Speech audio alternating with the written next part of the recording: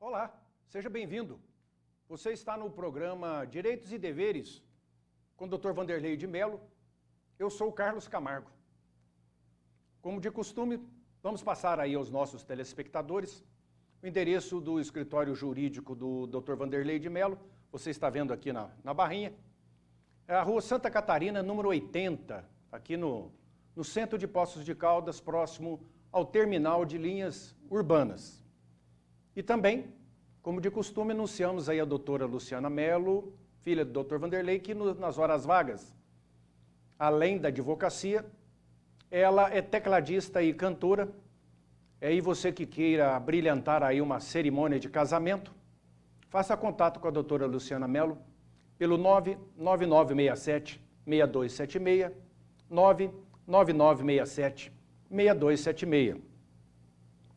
Estamos ainda na campanha aí de adoção de alguns cachorrinhos. Aí já temos mostrado aí nos outros programas próximos passados, essa ninhada aí de cachorrinhos do porte médio, sem raça definida, machos e fêmeas, que estão à disposição para adoção. Se você se interessar ou souber de alguém que se interesse, que vai cuidar, que vai dar amor para este animalzinho, vamos colaborar. Ligue no 988 17 47 46, 988 17 47 46. E também,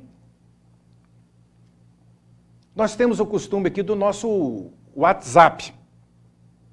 E estamos aí passando para você, repetindo, o 98451-3033, o 98451-3033, que é o telefone exclusivo aqui do programa Direitos e Deveres, o WhatsApp, onde você pode mandar uma mensagem, uma sugestão, dar aí qualquer opinião. A gente fica muito grato aí pelos que já mandaram, já enviaram, e aqueles que vão participar. Nós agradecemos antecipadamente. Como sempre faço aqui, à medida que eu faço leituras de livros, que eu gosto muito de leitura, é um hábito saudável, que nos enriquece, e quando eu gosto do livro, eu acho que aquilo que o livro me trouxe de conhecimento, eu posso também indicar para as pessoas. Então, esta semana, eu vou indicar o livro chamado Autópsia do Medo. Autópsia do Medo, que é a vida e morte do delegado Sérgio Paranhos Fleury. Então esse livro já está editado já há bastante tempo, eu não sei quantas edições ele já tem. Esse livro é do autor jornalista Percival de Souza. O Percival de Souza é conhecidíssimo porque é aí contratado pela Rede Record de televisão, trabalhou muito tempo ao lado do Marcelo Rezende, no programa, um dos programas de maior audiência da Rede Record. Ele é o comentarista, fazia parte do comentário das notícias policiais. E o Percival, ao lançar esse livro, ele narra a história do delegado da época chamado do ICOD, o DOPS, em São Paulo, delegado paulista, que o Dr. Sérgio Paranhos Fleury, Dr. Fleury, como era conhecido.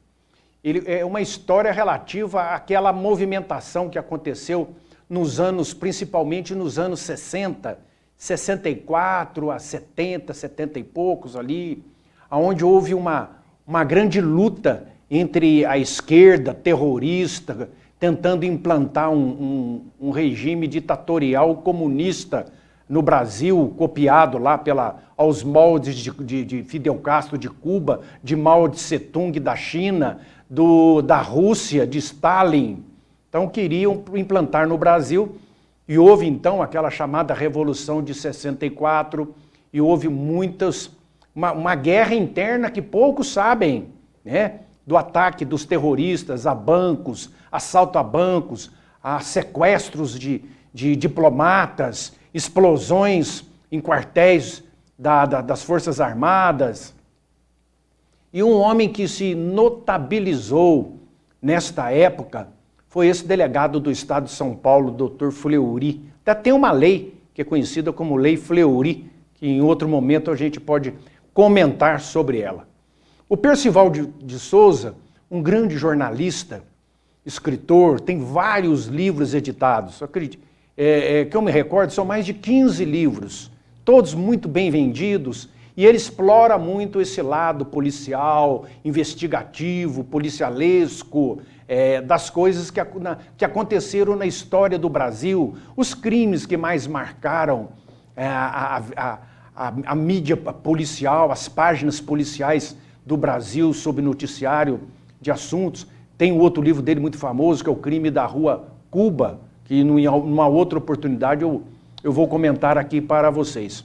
Então esse livro aqui é um livro que a gente está vendo, é um livro que demanda aí tempo para ler, que é um livro de 650 páginas, que conta essa história de como foi todos aqueles anos de 64 em diante, que houve esse entrave aí, né, entre os revolucionários da extrema esquerda e as forças do governo combatendo aqueles terroristas daquela época. Um livro detalhista, um livro de pesquisa. O jornalista Percival de Souza levou 11 anos para escrever esse livro, para concluir esta obra. É lógico que quando nós nos deparamos, lemos alguma coisa que faz parte da história, então a gente tem que visualizar da forma como eram as coisas, como as coisas aconteciam naquela época. Porque muitas das vezes, se nós formos olhar a história de coisas que aconteceram aos olhos de hoje, da nossa visualização de hoje, como está o mundo hoje, como andam a sociedade, as leis, a moral, os costumes da sociedade no hoje, às vezes a gente vai fazer uma leitura de alguma coisa histórica e pode, assim, a gente não concordar, a gente achar um absurdo, ou a gente achar uma coisa muito estranha. Por quê? Porque aquilo estava naquela época. E a gente, quando vai fazer uma leitura que se diz respeito à história, um acontecimento do passado, a gente tem, então, que se posicionar na melhor forma possível, como se estivesse naquela época, para que a gente possa entender melhor como as coisas aconteceram. Isso em qualquer situação da história da humanidade, não só no caso deste livro aqui do jornalista Percival de Souza, que ele já esteve aqui em Poços de Caldas algumas vezes, fazendo lançamento de livro, dando palestra. É uma pessoa muito conhecida aí no meio do jornalismo investigativo brasileiro. E por falar em jornalista, em escritor, hoje, por esses dias passados, o Brasil perdeu uma grande figura, um grande homem, um grande escritor, que é o Olavo de Carvalho, Olavo Luiz Pimentel de Carvalho, que faleceu nos Estados Unidos aos 75 anos de idade. Olavo de Carvalho é aqui do estado de São Paulo, depois do interior de São Paulo, Campinas, bem criança foi para a capital de São Paulo, depois futuramente para o Rio de Janeiro e por último estava vivendo nos Estados Unidos. Um homem muito controvertido, um escritor, filósofo, ensaísta, jornalista, astrólogo, polêmico, pensador, crítico literário, várias obras, muitos e muitos livros, inclusive um best-seller, que eu ainda não tive a oportunidade de ler, mas eu farei o mais breve possível, que é aquela obra chamada O Mínimo que Você Precisa para Não Ser um Idiota. É um best-seller com mais de 150 mil cópias vendidas. E também um outro livro dele muito famoso, chamado O Jardim das Aflições, que eu também ainda não tive a oportunidade de fazer a leitura. Olavo de Carvalho, ele se notabilizou pela sua coragem, né? Ele era um pensador. E o que é um pensador? Um pensador é aquele que não copia nada de ninguém. É um sujeito que cria. Ele faz análises e, baseado em análises, ele cria um determinado título, uma determinada situação.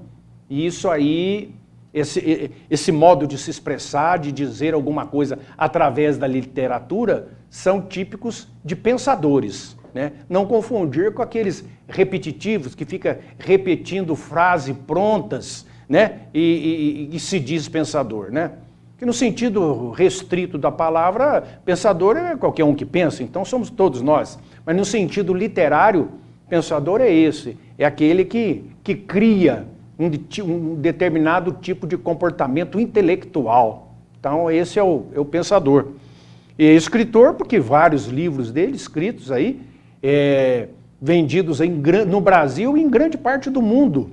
E agora, com a sua morte, geralmente é assim que acontece, quando um grande escritor, ele falece, aí o número de venda de suas obras aumenta sensivelmente.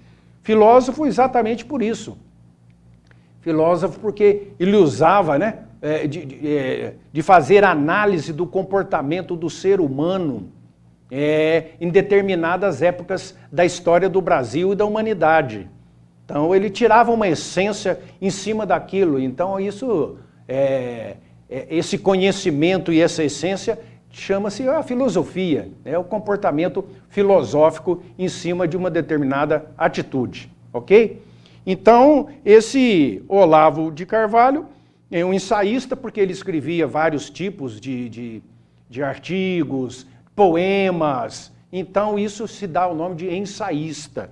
Jornalista, trabalhou em vários jornais, várias revistas pelo Brasil afora. Astrólogo, porque estudou muito tempo astrologia, né, que é uma ciência.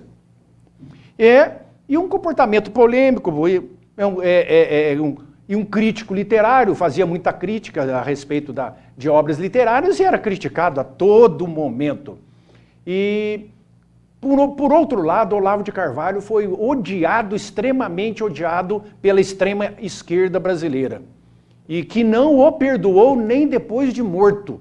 Logo após que saiu a morte de Olavo de Carvalho, a extrema esquerda comemorou, soltou foguete e foi uma verdadeira festa. Então, quando isso acontece, a gente pode ter certeza que ele estava certo. E já que a gente volta.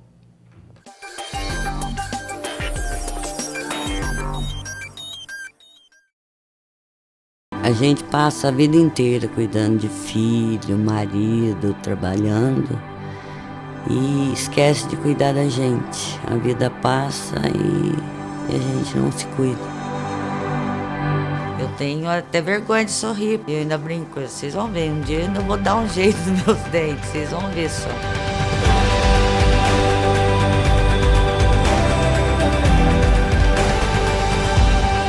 Eu sinto como se tivesse nascido de novo. Eu ganhei uma nova chance de ser feliz.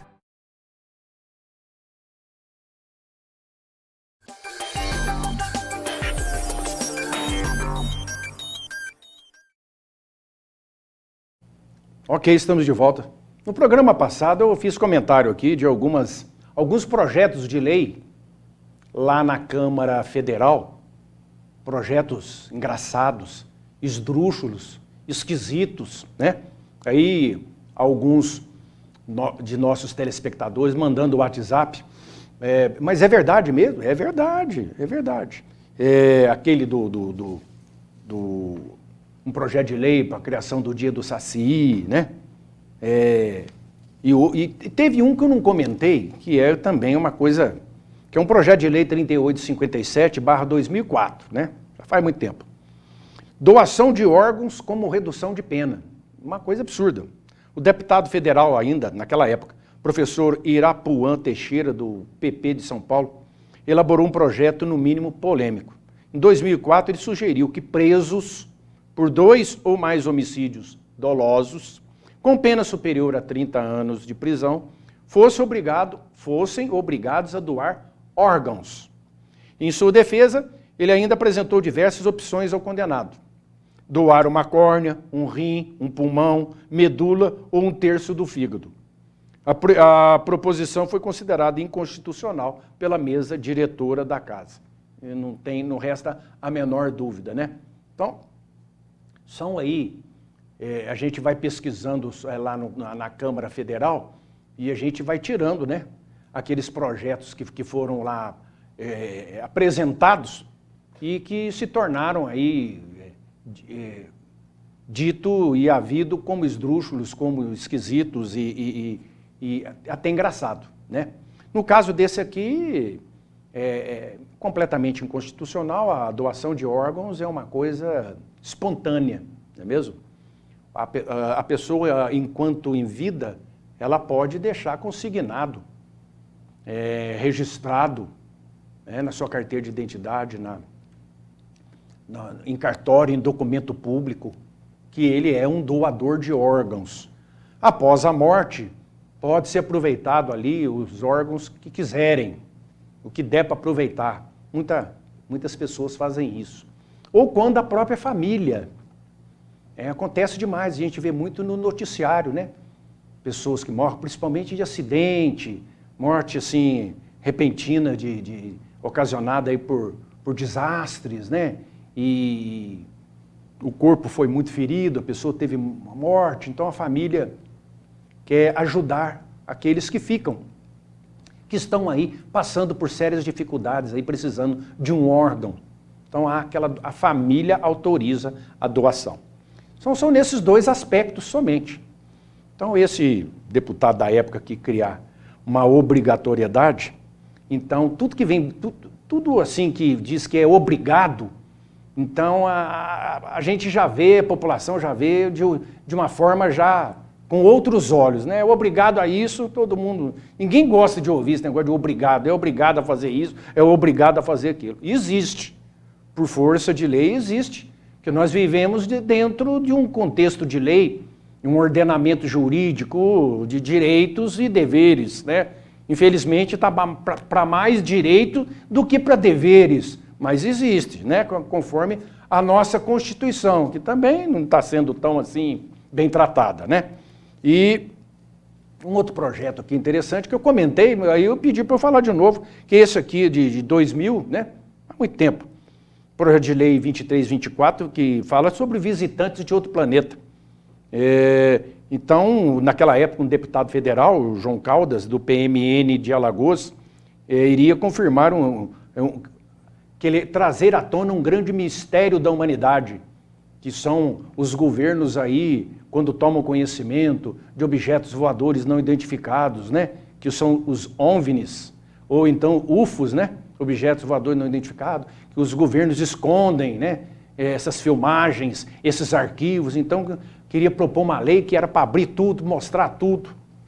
Também não foi para frente, né? Nós não estamos dando conta nem dos problemas daqui da Terra, ainda mais dos objetos voadores não identificados.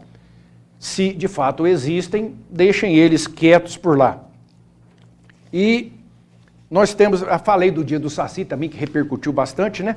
Que seria uma forma de fazer o nosso Halloween brasileiro. Também não virou, não deu em nada, graças a Deus, né? Uma coisa ridícula. E o telespectador perguntando a respeito, que falasse um pouco sobre a prisão em flagrante, né? Que nós vemos aí costumeiramente nas reportagens, né? Contando, fulano de tal, aconteceu isso, foi preso em flagrante. Não sei quem fez aquilo outro, foi preso em flagrante. Resumidamente, o que vem a ser isso? É alguém que está cometendo um crime, no momento do cometimento do crime, ou logo após, ele é preso. Então, isso se chama estado de flagrância. A lei é clara sobre isso.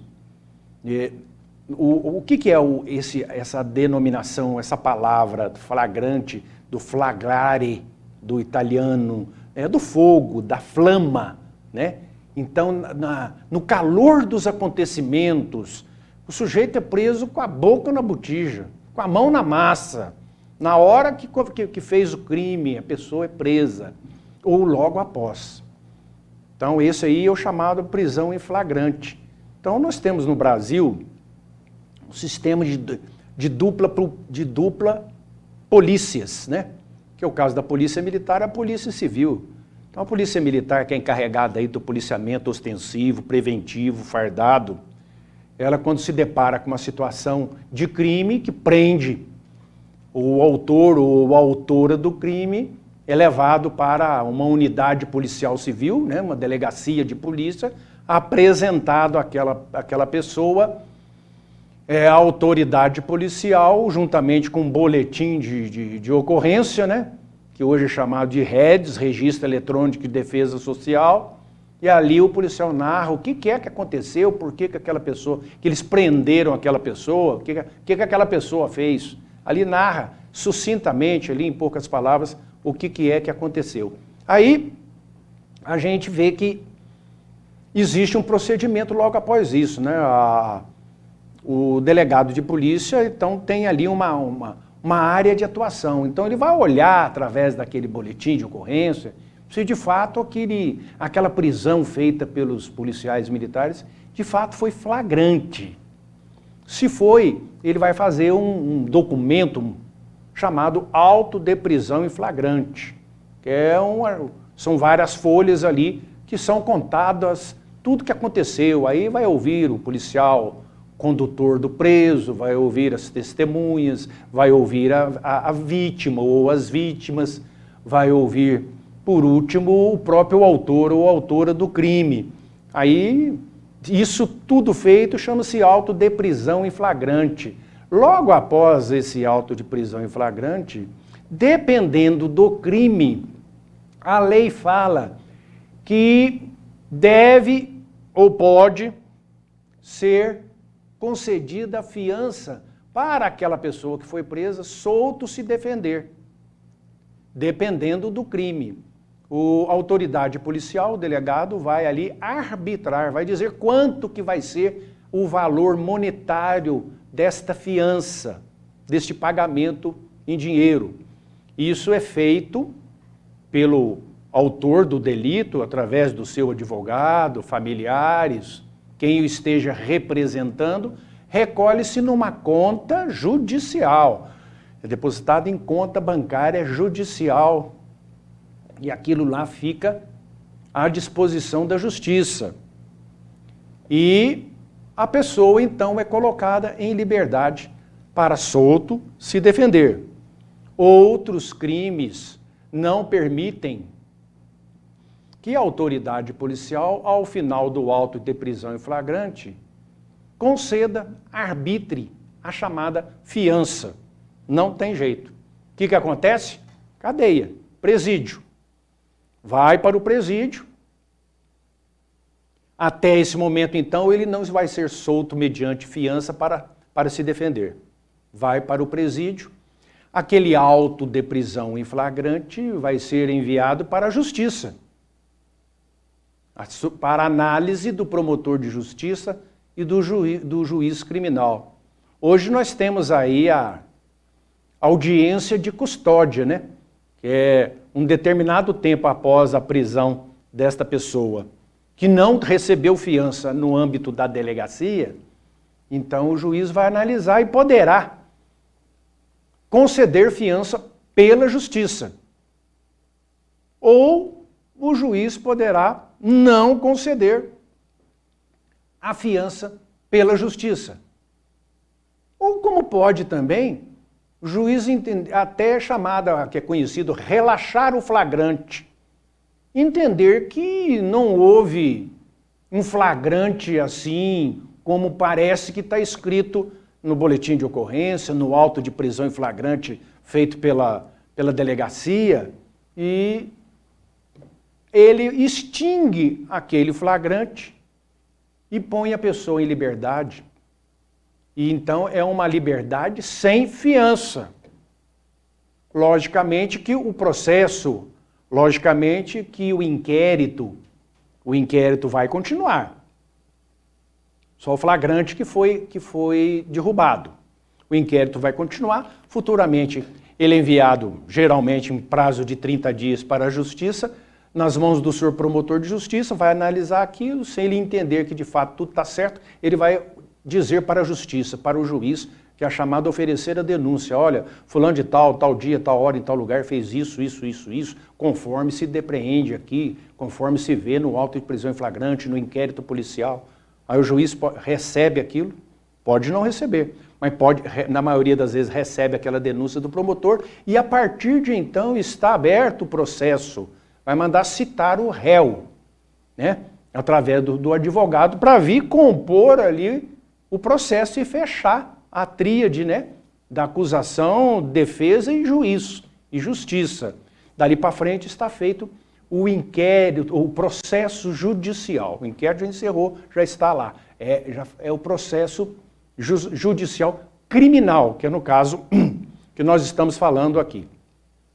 Então tem essas coisas do flagrante. Outra coisa interessante que muita gente pensa do flagrante é aquele negócio, mas se o sujeito fez um determinado crime e ele fugiu 24 horas depois, ele está livre do flagrante.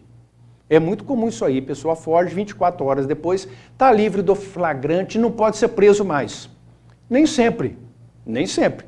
Porque se houver perseguição policial, não importa se passaram 24 horas, 48, uma semana do acontecimento do crime, se ele for encontrado, for pego, vai ser preso em flagrante. Então isso tem que ser visto com muita sabedoria, porque não é o fato de ter fugido e não conseguiu prender ele em 24 horas, o que acontece? Não tem mais flagrante. Tem sim, e isso aí muitas vezes acontece. Por quê? Porque não cessou a perseguição policial. A polícia está indo atrás. Procura daqui, procura dali, cerca daqui, cerca dali, vai aqui, vai ali. Mas já passaram 24 horas, mas está continuando a perseguição, achou, prendeu, está preso em flagrante. Mesmo que o fato tenha acontecido há mais de 24 horas antes. É isso aí. Agradecemos pela audiência, semana que vem a gente volta. Um grande abraço, fiquem com Deus.